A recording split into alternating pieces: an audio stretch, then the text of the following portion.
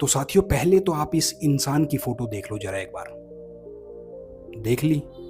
और गौर से देखिए कैसा इंसान है। तो अब आते हैं इसकी कहानी पर। दोस्तों, आज की कहानी जो है इस इंसान की है। ये इंसान जिसे कुछ लोगों ने मैड मॉन्क कहा, कुछ लोगों ने तांत्रिक कहा, कुछ लोगों ने ऐसा कहा कि ये सम्मोहन विद्या को जानता है। किसी ने इसको जर्मनी का जासूस तक भी कहा है। एक गरीब घर में, रशिया के साइबेरिया में एक गरीब घर में पैदा होने वाला बच्चा कैसे राजमहल तक जा पहुंचा, इसके पीछे की पूरी कहानी है ये। और कैसे इसको अंतिम दिनों में राजमहल के अंदर साइनाइड देकर मारने की कोशिश करी गई। जब वो नहीं मरा तो उसके बाद 3 गोलियां मारी गई, फिर भी वो बच गया। उसके बाद उसे जमकर पीटा गया, तब भी वो नहीं मरा। आखिरी में उसे उठाकर रशिया के एक बर्फीली नदी में फेंक दिया गया, तब जाकर उसकी मौत हुई। तो क्या थी इस इंसान की ऐसी कहानी जो इस कहानी में दोस्तों ट्विस्ट पे ट्विस्ट भरे पड़े हैं। ज़बरदस्त कहानी है आज की, आपको सुनकर मज़ा आ जाएगा। तो चलिए वीडियो की शुरुआत करते हैं। रशिया में साइबेरिया नाम की एक जगह है जहाँ पर बहुत ज़्यादा बर्फ़ पड़ती है, बहुत बर्फीला इलाका है। उस ठंडे बर्फीले इलाके में साल 1869 में एक बच्चे का जन्म होता है जिसका नाम ग्रेगोरी रास्पुतिन रखा जाता है। रास्पुतिन जब 1869 में पैदा हुआ था दोस्तों, ये वही साल था जब महात्मा गांधी ने भी जन्म लिया था, जिसे हम बापू के नाम से जानते हैं, राष्ट्रपिता महात्मा गांधी। तो साइबेरिया में एक गरीब किसान के परिवार में एक बच्चे का जन्म होता है। उस बच्चे का नाम ग्रेगोरी रास्पुतिन रखा जाता है और उस ग्रेगोरी रास्पुतिन के 8 भाई बहन थे। मगर उस समय इलाज नहीं होता था। इलाज ना होने की वजह से, बीमारी की वजह से 4 उसके भाई बहन जो है बचपन में ही वो मर जाते हैं, भगवान को प्यारे हो जाते हैं। रास्पुतिन बचपन से ही साथियों बहुत अजीब किस्म का बच्चा था। वो रास्ते में चलता चलता आसमान की तरफ देखकर पक्षियों से बातें करनी शुरू कर देता, पेड़ पौधों से बातें करनी शुरू कर देता, जानवरों से बातें करनी शुरू कर देता। इस बात के बारे में ग्रेगोरी रास्पुतिन के पिता को भी लोगों ने, गांव वालों ने बताया कि आपका बच्चा या तो शायद पागल है या ये किसी और दुनिया से आया है, क्योंकि ये जानवरों से बातें करता है, पक्षियों से बातें करता है, पेड़ों से बातें करता है।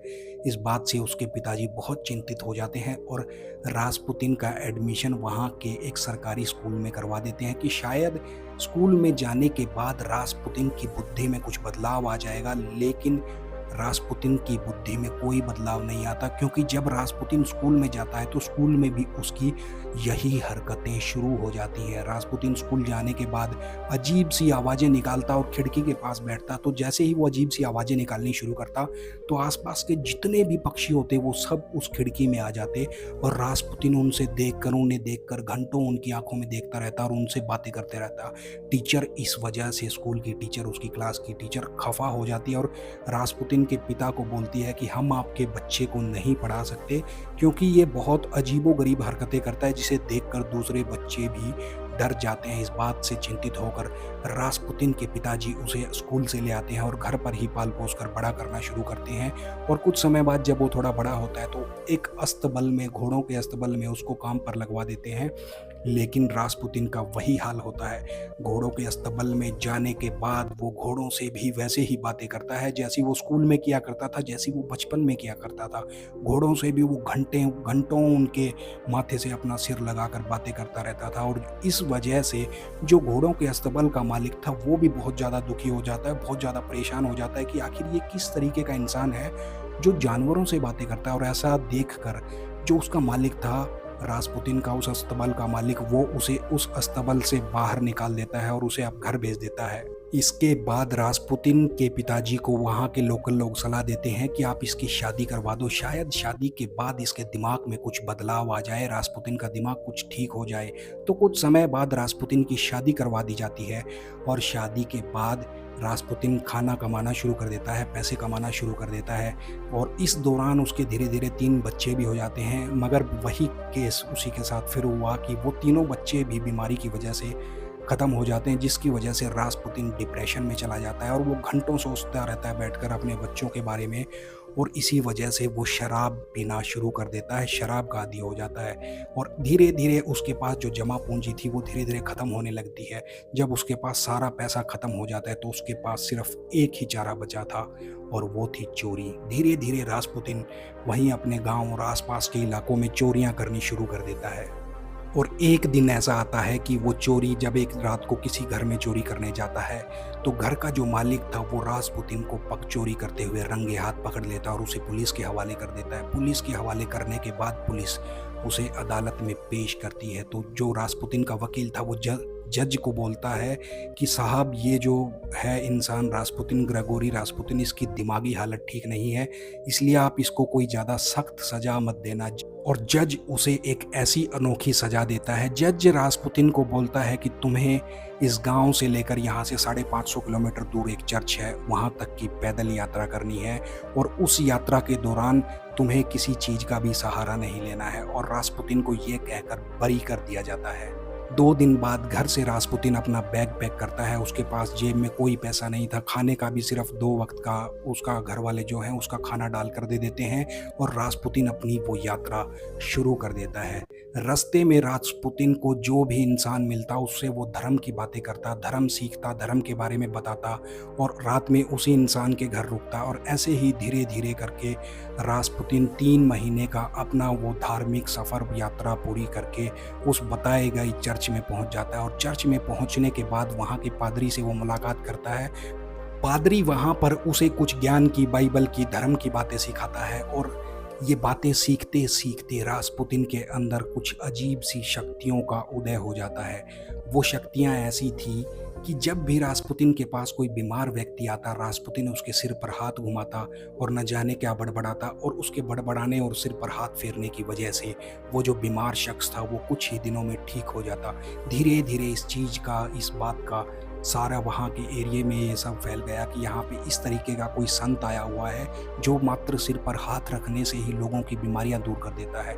इस बात से वहाँ का पादरी बहुत खफा हो जाता है, क्योंकि पादरी को लगता है कि शायद ये आदमी किसी दिन इस चर्च में का मेन पादरी बन जाए और मुझे भी शायद यहाँ से भगा दे। इसलिए इस बात से वो पादरी बहुत परेशान हो जाता है और एक दिन वो उस पादरी रासपुतीन को बोलता है कि तुम्हें ये शहर छोड़कर जाना होगा और अब तुम्हें सेंट पीटर्सबर्ग की यात्रा करनी होगी, क्योंकि अब यहाँ तक जितना ज्ञान मैं तुम्हें दे सकता था मैंने तुम्हें दिया। अब तुम सेंट पीटर्सबर्ग की पैदल ही यात्रा करो और वहाँ जाओ, वहाँ बड़े पादरी हैं, वहाँ आपको और ज़्यादा ज्ञान सीखने को मिलेगा। दोस्तों, ये साल 1897 था। 1897 में सेंट पीटर्सबर्ग की फिर से एक बार यात्रा शुरू कर देता है चर्च में जाने के लिए। वो अपने पुराने चर्च से निकलकर रासपुतीन सेंट पीटर्सबर्ग की यात्रा एक बार फिर से शुरू कर देता है और फिर वही सिलसिला, रास्ते में लोगों से मिलना, लोगों के सिर पर हाथ फेरना, उन्हें ठीक कर देना, उन्हें ज्ञान देना, वो सारा वही काम करता है जो वो पिछले सफ़र में उसने किया था। धीरे धीरे करके वो यात्रा के दौरान सेंट पीटर्सबर्ग में कुछ दिनों में पहुंच जाता है और वहां पहुंचने के बाद वो मेन पादरी से मिलता है। और उस चर्च के पादरी से मिलने के बाद वहाँ पर जो भी इंसान चर्च में आते थे, जो बूढ़े थे, जो बीमार थे, उन सब के ऊपर अपनी शक्तियों की आजमाइश करना शुरू कर देता है ग्रेगोरी रासपुतीन और धीरे धीरे वो इंसान ठीक होना शुरू हो जाते हैं। इस बात के चर्चे भी पूरे सेंट पीटर्सबर्ग में फैल चुके थे कि एक संत कोई ऐसा आया है जो मात्र सिर पर हाथ फेर कर ही लोगों की बीमारियों को, दुख दर्दों को दूर कर देता है। यहीं अब दूसरी तरफ निकोलस राजा, उस समय राजाओं का दौर था रशिया में, तो निकोलस सेकंड जो थे रशिया के राजा थे, उनका अलेक्जेंड्रिया नाम की एक लड़की से विवाह हो जाता है। अलेक्जेंड्रिया जर्मनी की एक बहुत खूबसूरत लड़की थी, उससे निकोलस की शादी हो जाती है और वो एक बहुत प्यारे से बच्चे को जन्म देते हैं जिसका नाम एलेक्साई रखा जाता है। एलेक्साई बेचारा जो था, उनका बच्चा, वो बचपन से ही एक बीमारी से साथ लेकर पैदा हुआ था जिसे हीमोफीलिया कहा जाता है। हीमोफीलिया ऐसी बीमारी है, अगर किसी इंसान को हो जाए उस बीमारी के दौरान, अगर किसी को वो बीमारी है तो अगर शरीर पे कटवट या चोट लग जाए तो उसमें खून नहीं रुकता और खून निरंतर बहता चला जाता है। उस एलेक्साई नाम के बच्चे को, बेचारे को, छोटे से को वो बीमारी थी। और जो रासपुतीन के शहर में चर्चे चल रहे थे कि वो लोगों को ठीक कर देता है, इस बात का पता महारानी अलेक्जेंड्रिया को भी पता लगता है और महारानी अलेक्जेंड्रिया उसी समय एक दूत को रासपुतीन के पास भेजती है और उसे महल में बुलावा भेजती है। अगले दिन रासपुतीन सुबह सुबह उठकर महल जा पहुंचता है और महारानी से जाकर मिलकर बातचीत करता है। वहीं जो उनका बेटा एलेक्साई था वो बेड पर लेटा था और वो पिछले 3 दिनों से बुखार से तड़प रहा था, उसका बुखार नहीं उतर रहा था। रासपुतीन जाकर उसके सर पर जो हाथ फेरता है, हाथ फेरते ही एकदम से उसके शरीर में ताकत आनी शुरू हो जाती है बच्चे की और धीरे धीरे बुखार उतरना शुरू हो जाता है और ऐसा करके रास्पुतिन वहाँ से निकल जाता है। महारानी से जाते वक्त एक बात कहता है कि आपके बेटा 3 दिन के अंदर ठीक हो जाएगा, इसे कुछ नहीं हुआ, और होता भी बिल्कुल वैसा ही है। 3 दिन बाद एलेक्साई अपने बेड से उठकर खूब खेलता है और उसकी वो जो बीमारी थी वो भी दूर जा चुकी थी। अब महारानी जो थी वो रास्पुतिन की जो है वो फ़ैन हो गई थी, उसकी दीवानी हो गई थी कि इसने मेरे बच्चे को ठीक कर दिया। उसके बाद रास्पुतिन को फिर से बुलावा भेजा जाता है और राजमहल के अंदर ही उसे एक कमरा दे दिया जाता है। उस कमरे के अंदर ही रास्पुतिन शराब मंगवाता है और दूसरे सारे गलत काम करता है और वो शराब पीता और वहीं पर पूरा दिन भर पड़ा रहता था। और लोग कुछ तो ये भी कहते थे राजमहल के लोग कि ये सम्मोहन की विद्या जानता है, क्योंकि इसने राजा को अपने कब्जे में कर लिया था, महारानी को अपने कब्जे में कर लिया था और बाकी जो वहाँ आसपास महल में काम करने वाले जितने लोग थे उन सबको सम्मोहन की शक्ति से रास्पुतिन ने अपने कब्जे में कर लिया था। अब यहीं साल 1905 का दौर आ जाता है। 1905 में जापान देश रशिया पर हमला कर देता है। उस जापान के हमले के दौरान रास्पुतिन राजा को कुछ ऐसे मोर्चों के बारे में बताता है कि आप वहाँ पर अपनी सेना लगाइए जिससे आपको जीत मिलेगी। होता भी बिल्कुल वैसा ही है। कुछ मोर्चों पर तो सेना जीत जाती है मगर ज़्यादातर मोर्चे सेना हार जाती है। तो वहाँ की जो लोकल पब्लिक है वो इस बात से बहुत खफा हो जाती है कि राजा निकोलस एक तांत्रिक के कहने पर ही अपनी टुकड़ियों को, उसके कहने पर ही मोर्चों पर उसने अपनी टुकड़ियों को भेजा, और शायद अगर राजा अपना खुद का दिमाग लगाता तो हम शायद ये युद्ध जीत जाते, मगर उस तांत्रिक की वजह से ये युद्ध हार गए। वहीं अब जो जनता थी अपने दिमाग में बैठा लेती है कि हमें राजमहल पर हमला करना है और हमला करके हम उस राजा का जो रास्पुतिन है, ग्रेगोरी रास्पुतिन राजा का तांत्रिक, उसको हम मार डालेंगे। तब तक रशिया में कम्युनिज्म भी आ चुका था और लोग एक दिन ऐसा इकट्ठा होकर, सीधा संडे का दिन होता है, सुबह सुबह महल पर हमला बोल देते हैं। राजा को इस बात का पता पहले ही चल चुका था कि आज हमला होने वाला है, इसलिए राजा ने वहाँ पर सैनिकों को बंदूकें लेकर तैनात कर दिया था। और जैसे ही वो लोग जो है शहर के महल में एंटर करते हैं तो राजा उन्हें सबको गोली मरवा देता है और वहाँ पर उस समय हजारों लोगों की मौत हो जाती है। इससे सारे जो इंसिडेंट था इसको ब्लडी संडे के नाम से जानते हैं, खूनी रविवार के नाम से भी ये जाना जाता है। इतिहास के पन्नों में आज भी ये दर्ज है। राजा निकोलस का एक भतीजा भी था जिसका नाम था फेलिक्स। फेलिक्स राजा को हटाकर तख्ता पलट करके उस गद्दी पर खुद बैठना चाहता था, मगर अपने रास्ते का रोड़ा फेलिक्स को रास्पुतिन दिखाई दे रहा था, क्योंकि रास्पुतिन जब तक था तब तक फेलिक्स उस राजगद्दी पर नहीं बैठ सकता था। इस बात का रास्पुतिन को पता चल गया कि फेलिक्स जो है तख्ता पलट करने वाला, इसलिए रास्पुतिन ने राजा को सलाह दी कि आप मंत्रिमंडल में जितने भी इसके मंत्री हैं, इसके पेट मंत्री हैं, उन सभी मंत्रियों को हटा दो। राजा करता भी वैसा ही है। वहाँ जितने भी फेलिक्स के मंत्री थे उन सभी को एक आदेश में ही वहाँ से महल से बाहर का रास्ता दिखा देता है। इस बात से और ज़्यादा परेशान फेलिक्स हो जाता है और फेलिक्स की आंखों का अब कांटा बन चुका था ग्रेगोरी रास्पुतिन।